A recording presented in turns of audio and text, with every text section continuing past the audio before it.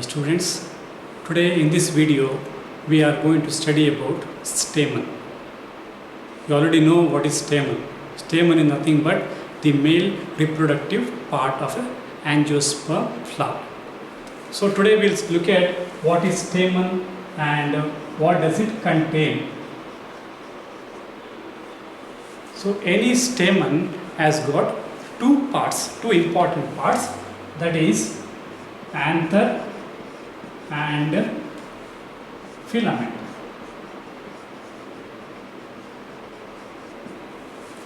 Anther and filament. Now let us first look at the filament.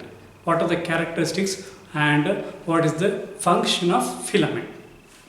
The function of filament is it helps in the attachment of anther. The anther is attached to the filament. Now the filament in turn is attached to any one part of the flower. So mainly of what we have seen in many flowers, mainly the filament can be attached to either thalamus, which is nothing but the lower part of the flower, ಕೆಳಗಡೆ ಹೂವಿನ ಕೆಳಗಡೆ ಹಸಿರು ಬಣ್ಣದಲ್ಲಿ ಒಂದು ಸಣ್ಣ ಕಪ್ಪು ಶೇಪಲ್ಲಿ ಇರುತ್ತೆ thalamus. Secondly filament can also be attached to the petal, that is the colorful portion of a flower. So filament can be attached to thalamus or filament also can be attached to petal. So it varies from species to species. Secondly, the anther and the filament, the number of stamens and the length of the stamen varies from species to species. In some species there may be 5 anthers, in another species there can be more than 5, and also in some species the filament may be shorter, in some other filament can be longer. So there is no fixed way of looking at the length and number of stamens. So it varies from species to species. Now look at the structure of anther in detail. Now if you have to draw a diagram of an anther, it looks like this. This is the anther.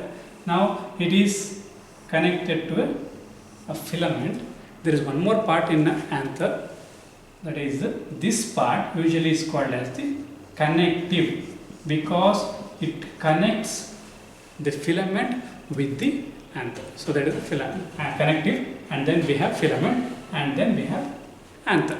Now when we look at this anther, by looking at it also we can make out that it has got 2 lobes.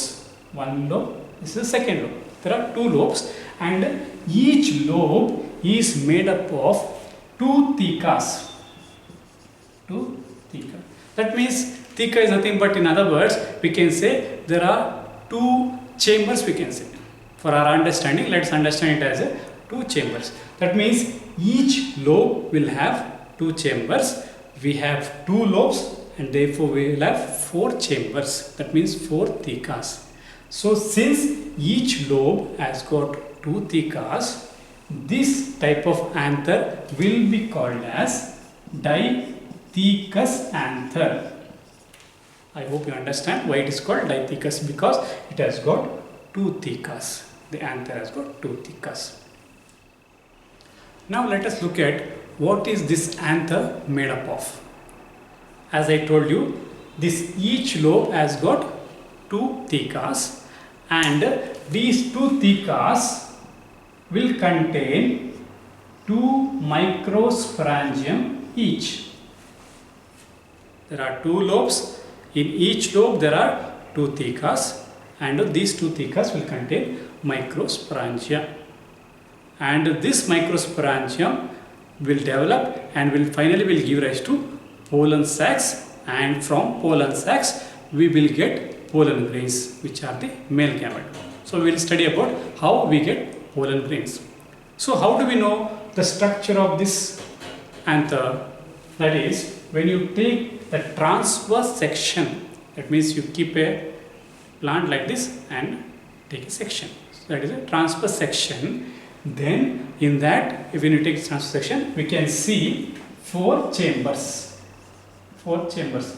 That means each lobe has got 2 chambers. In total, there are 4 chambers. In each chamber, one microsporangium is present. One microsporangium is present, which will further develop and give rise to pollen grain. Now, when we take a section of an anther, that is TS section of an anther, the anther looks like this. There are 4 chambers. Now we know because why there are 4 chambers, because the anther is made up of 2 lobes, and in each lobes there are 2 thecas, and they give rise to these 4 chambers. Now what are these 4 chambers? These 4 chambers are nothing but microsporangia. There will be 4 microsporangia which will soon develop into pollen grain, and that process is called as the microsporogenesis. Now microsporogenesis is nothing but production of pollen grains from the pollen mother cell. It is also called as PMC, pollen mother cell. So now we have to look at what are the tissues that are present in this microsporangia. Let us now study about the internal structure of anther. When we study the internal structure of anther, we find mainly 4 layers that are present in the anther. Now the outermost layer that is present in the anther is called as the epidermis. It is the outermost layer, and we have single layer of cells which lie outer to the anther. Why it is called epidermis? Epi means the outer, and the derma means refers to skin, and therefore the outermost skin of the anther is called as the epidermis. Now next to epidermis we have another layer of cells which is called as endothecium. And these cells are radially arranged, and therefore they are little different from the epidermal cells. So after epidermis we have endothecium. After endothecium we have another 3 to 4 layers of parenchymatous cells which lie next to this endothecium. So we have 3 to 4 layers of cells in endothecium, and these layers of cells are called as the middle layers. So these cells are called as middle layers, and this is the third layer of anther. After epidermis and endothecium we have the middle layers. After middle layers we have an important layer that is inside this anther, and that layer is called as the tapetum. That layer is called as the tapetum, and this tapetum is densely cytoplasmic. That means it has got dense cytoplasm, and it has got more than 1 nuclei. Usually there are 1 nuclei in each cell, whereas in tapetal cells it has got large amount of cytoplasm, and also it has got more than 1 nuclei. Why? Because cytoplasm and the 2 nuclei in the which are present in the tapetum have got an important function, that is to give nourishment to the future pollen grains. Now that means since it is protecting and also giving nourishment to the PMC, inner to this tapetum we have homogenized and compactly arranged cells. Which are called as sporogenous tissue. These are called as sporogenous tissues. Sporogenous tissues are nothing but, especially we find this sporogenous tissue in young anther. When the anther is very young, inside this tapetum, after the tapetum, the inner layer of tapetum contains this homogeneous. That means all the cells look similar and they are compactly arranged, and such cells together they are called as the sporogenous tissues, which in turn later on these sporogenous tissues develop and give rise to pollen mother cells.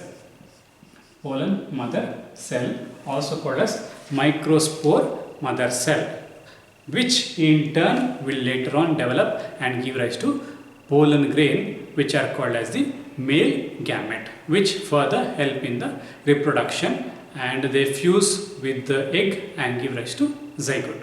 And therefore the typical anther looks like this, the structure of an anther, which contains epidermis, the outermost layer, and after this we have endothecium and 3 layers of cells which are called as middle layers, and after the middle layers we have the tapetum, which is called as, which is important function, that is to nourish